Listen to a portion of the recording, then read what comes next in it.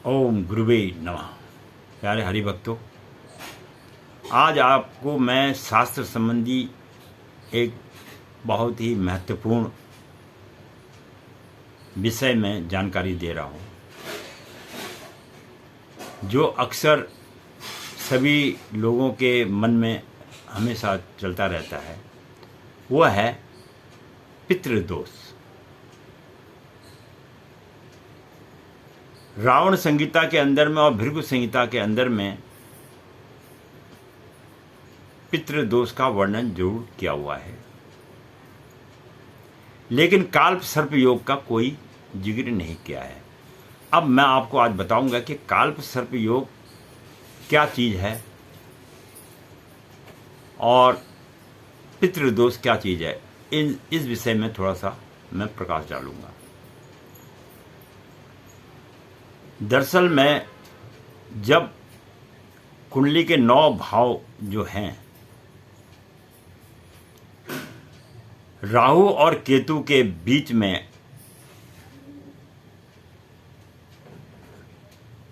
एक तरफ सारे ग्रह बैठे और दूसरी तरफ कोई भी ग्रह ना बैठा हो, तो इसे आम तौर पर ब्राह्मण लोग काल्प सर्प योग कहने लग गए हैं। लेकिन ये काल्प सर्प योग नहीं है, ये है पितृदोष। और जो पितृदोष है,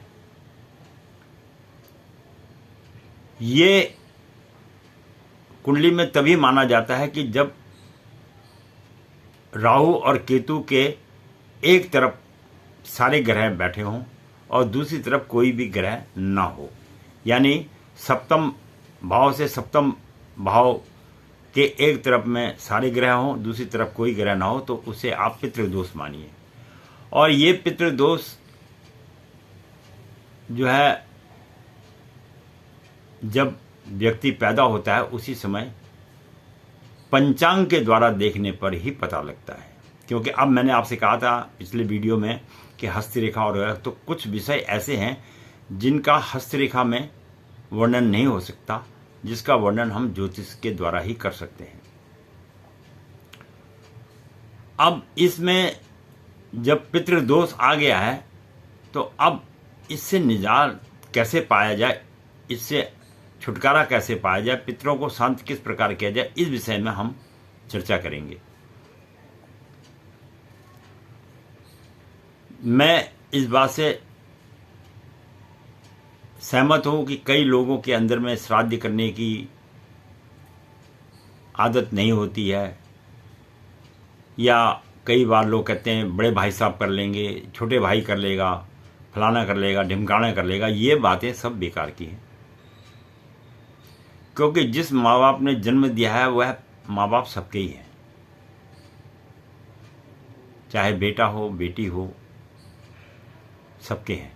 अब आपकी सामर्थ्य नहीं है कि आप किसी को ब्राह्मण को बुला सकें, आप भोजन करा सकें, आपके सामर्थ्य में नहीं है किसी को आप 2 पैसे दक्षिणा में दे सकें, कोई बात नहीं। लेकिन अब उसमें क्या है कि लोग अधिकांश क्या करते हैं कि श्राद्धों के दिनों में ही पितरों को याद करते हैं, और जब उनकी जिस तिथि को मृत्यु होती है उस दिन बहुत कम लोग याद करते हैं। वो उसी समय करते हैं जिस समय कि उनकी मृत्यु हुई होती है। लेकिन मैं हर मजहब को या हर जो है अलग अलग समुदाय के लोग हैं जिन्होंने भी मनुष्य रूप में जन्म लिया है, वह कुछ ना करे, केवल जिस दिन उनके घर से माता पिता की मृत्यु हुई है उस दिन केवल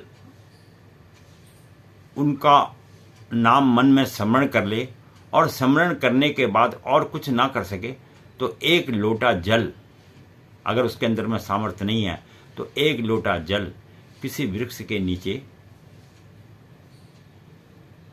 चढ़ा दे। वो जल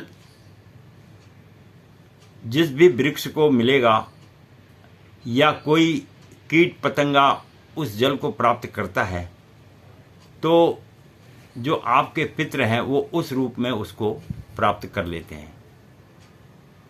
क्योंकि जब कोई मनुष्य चला जाता है तो वह सूक्ष्म रूप धारण कर लेता है, जिसको आत्मा कहते हैं। वो आत्मा जो है सूक्ष्म रूप धारण कर लेती है। वो आपका चढ़ाया हुआ जल भी ग्रहण कर लेता है, उसके मन को संतुष्टि मिल जाती है।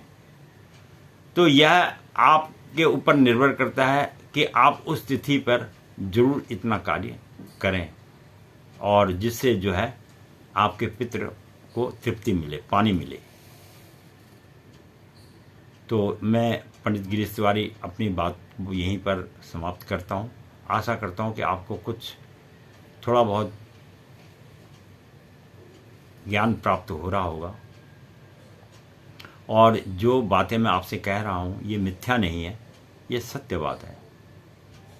और इसके साथ ही आप लोगों का वीडियो देखने के लिए धन्यवाद।